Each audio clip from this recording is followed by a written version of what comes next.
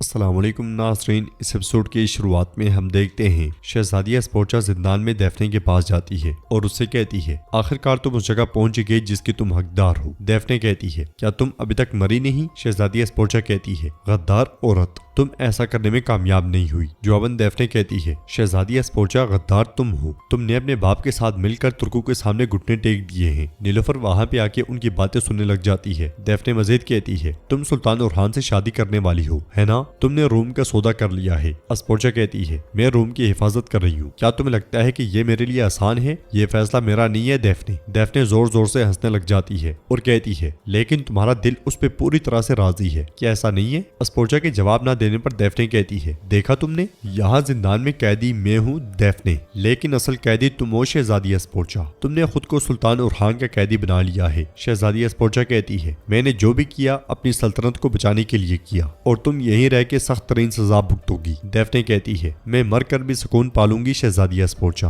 और तुम इस महल में मुरझा के खत्म हो जाओगी। उस रात की बात याद रखना जब तुम उरहान से शादी करोगी, याद रखना इसे। ये सुनते साथ ही स्पोर्चा गुस्से में पलट जाती है और नीलोफर डेफने के पास आती है। डेफने कहती है, या खुदा, मेरे मेहमान तो खत्म होने का नाम ही नहीं लेते। अगर तुम सब मुझसे इतनी ही मोहब्बत करते हो तो जिंदान से बाहर निकालो मुझे। नीलोफर कहती है, सुल्तान उरहान ने तुम्हारे लिए फैसला जारी कर दिया है। डेफने कहती है, बहुत खूब, इंतजार ने मुझे थका दिया था। मुझे बताओ मैं कब मरूंगी? नीलोफर कहती है, तुम्हारे हाथ पैर काट कर तुम्हें सुलेब पर लटका दिया जाएगा। ये बात कहते हुए नीलोफर गमगीन हो जाती है। डेफने की भी आंखों से आंसू बह पड़ते हैं। वो कहती है, नहीं नहीं नहीं मेरी बहन, मुझे मार डालो, मुझे कत्ल कर दो, मैं तुम्हारी बहन हूँ। तुम ऐसा होने की इजाजत नहीं दे सकती, तुम ऐसा होने की इजाजत नहीं दे सकती, बिल्कुल नहीं दे सकती। नीलोफर कहती है, डेफने, इसका इंतखाब तुमने खुद किया है। डेफने कहती है, तुमने उस आदमी की खातिर मुझे छोड़ दिया और रूम से गद्दारी की। देखो सुल्तान उरहान की तरफ देखो, वो शहजादी स्पोर्चा से शादी कर रहे हैं। जरा गौर से देखो, सियासत के नाम पर खुद को धोखा मत दो, खुद को धोखा मत दो मेरी बहन। वो दोनों आशिक हैं, वो दोनों मोहब्बत में गिरफ्तार हैं मेरी बहन। ये सुनते साथ ही नीलोफर चली जाती है और डेफने चिल्लाते हुए कहती है, तुम बहुत पिछताओगी, बहुत पिछताओगी, मुझे कत्ल कर दो मेरी बहन, कत्ल कर दो। जंगल में दीदार आगे आगे जबकि सिपाही पीछे पीछे होते हैं। एक सिपाही दीदार को जैसे ही पकड़ता है, पीछे से आने वाला तीर उसकी गर्दन से आर पार हो जाता है। तीर मारने वाली दस्मीना होती है जो दूसरे सिपाही का भी काम तमाम कर देती है। यह मंजर देखते हुए दीदार परेशान होकर पूछती है, तुम कौन हो? तो दस्मीना कहती है, तुम्हारी निजात दहिंदा फरिश्ता। उधर जंगल में जेरकुतै एवरानोस और बुरान मौजूद होते हैं और जेरकुतै एवरानोस से कहता है, मैं इस जख्म का बदला मांगने आया हूँ जो तुमने फ्लावियोस के होते हुए मेरी पेट पर लगाया था। यह सुनते साथ ही एवरानोस खड़ा हो जाता है और कहता है, ये आपका हक है जेरकुतै सरदार, मुझे बताएं आप क्या चाहते हैं, मैं इसे पूरा करने के लिए तैयार हूँ। जेरकुतै उससे कहता है, तो फिर एक ऊंट ज़िबा करो,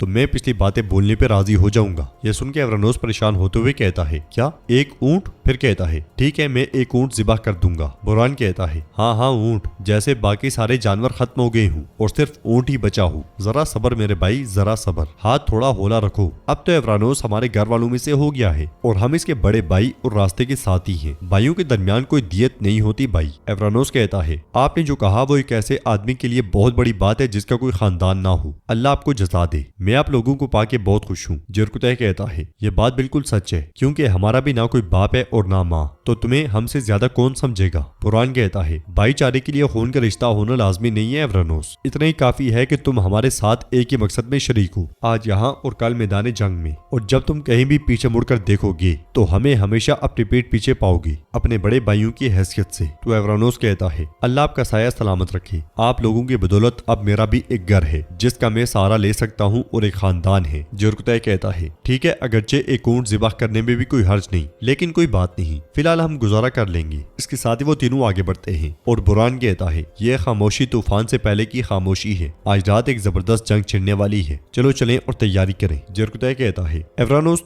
तुम इसके बावजूद एक दुम्बा कम से कम ज़िबा कर सकते हो। तो बुरान उसे कहता है, ठीक है भाई, ठीक है, हम एक दुम्बा ज़िबा कर लेंगे। एवरानोस कहता है, एक बार ये जंग खत्म हो जाए, मेरा वादा पक्का है, दुम्बा हो या ऊंट ज़िबा करूंगा। दूसरी तरफ यगेद सिपाहियों के साथ करारगाह पहुंचता है और कहता है, हमने उन्हें बदतरीन शिकस्त देने के लिए जाल बिछा दिए हैं। दमीरखान कहता है, लेकिन वो रात के वक्त हमला करेगा ताकि हमारे जालों में ना फंसे। शहनशाह कहता है, ये रात उसके लिए एक डरावना ख्वाब साबित होगी दमीरखान सरदार। इसलिए में एक सिपाही भागता भागता आता है और कहता है, सरदार, सरदार कबीले पे हमला हुआ है। यह सुन के शहनशाह और बाकी सब भी परेशान हो जाते हैं। शहनशाह पूछता है, तुम क्या कह रहे हो? किसने किया? तो सिपाही कहता है अलाउद्दीन सरदार और शामिल सरदार ने। उन्होंने हमारे सारे जंगजू को मार डाला और तमाम सिपाही हलाक हो गए हैं। ये सुनते साथ ही शहनशाह के सिपाहियों में परेशानी फैल जाती है। दमीर खान शहनशाह से पूछता है शहनशाह क्या तुमने जरूरी एहतियात नहीं बरती थी? तो शहनशाह कहता है कबीले के पीछे एक गहरी खाई है और हमने उसे आगे से अच्छी तरह घेरा हुआ था। क्या अलाउद्दीन कोई साया है जो उन सब सिपाहियों के बीच से गुजर के हमला करने चला गया? ये सब कैसे हुआ सिपाही? तो सिपाही कहता है उन्होंने कबीले के पीछे खाई पर एक पुल बना लिया था सरदार, और हमें उसकी बनक तक ना पड़ी। यगीद पूछता है मेरी माँ कहाँ है? सिपाही कहता है दीदार खातून फरार हो गई और बमुश्किल अपनी जान बचाने में कामयाब हुई। शहनशाह कहता है सुल्तान उरहान मैं तुम्हारे टुकड़े टुकड़े कर दूंगा।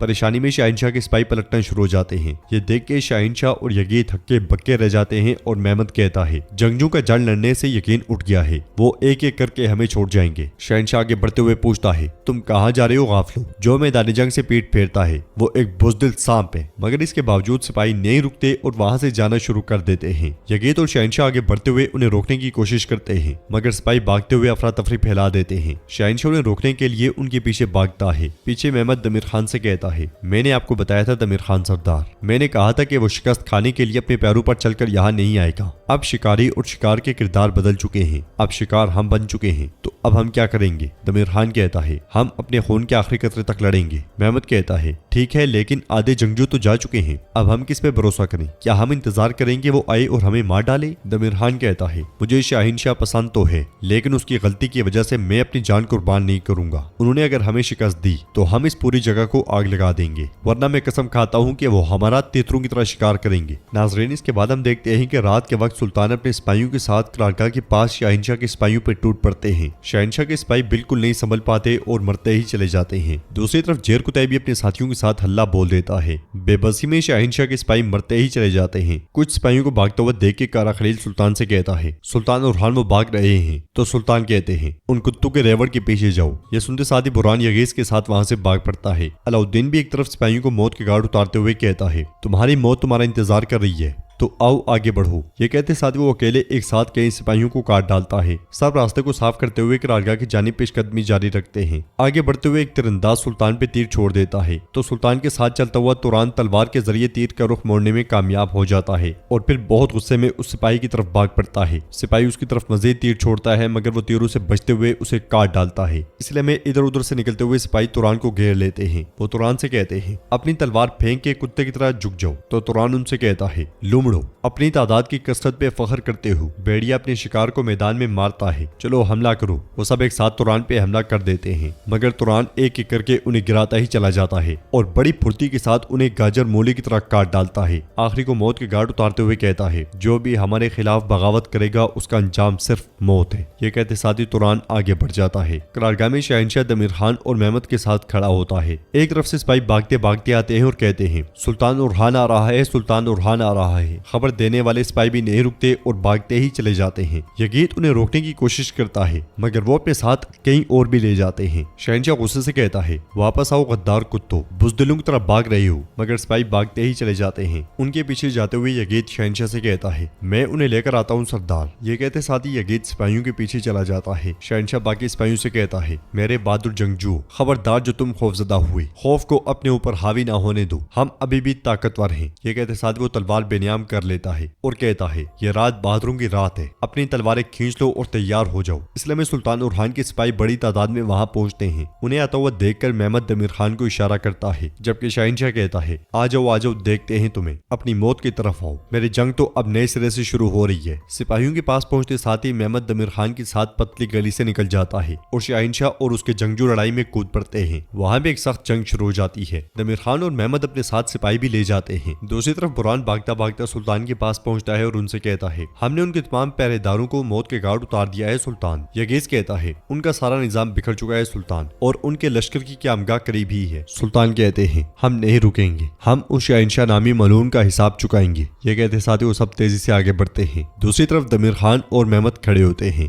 आग लगाने के लिए तमीर खान को तैयार देख के मेहमद कहता है, हमारे भी वहाँ जंगजू हैं, अगर आपने अब ऐसा किया तो उनमें से कोई भी जिंदा वापस नहीं आएगा। तमीर खान कहता है, कुर्बानी के बगैर कोई फतह नहीं होती, हमें उन पे जहन्नुम के दरवाजे खोलने होंगे। फिर मशल पकड़ते हुए कहता है, क्या तुम जानते हो कि जहन्नुम की आग इतनी खौफनाक क्यों है? क्योंकि वो तकब्बुर करने वालों के दिल पिघला देती है, और ये आग भी बिल्कुल वैसी ही है। तुम इसे जलाए बगैर नहीं समझ सकते। हर जुर्म की एक सजा होती है और ये उरहान की सजा है। ये कहते साथ वो तारकोल को आग लगा देता है और आग बहुत तेजी के साथ फैलना शुरू हो जाती है। तो नाज़रीन, इसके साथ ही एपिसोड भी इख्तिताम पजीर होती है। वीडियो पसंद आए तो लाइक कर दें, शेयर कर दें, सब्सक्राइब नहीं किया हुआ तो सब्सक्राइब करने के साथ साथ घंटी वाले आइकन को दबाना मत भूलें। मिलते हैं इंशाल्लाह नेक्स्ट वीडियो में, तब तक के लिए रखें अपना और अपनों का बहुत ज्यादा ख्याल। अल्लाह निगहबान।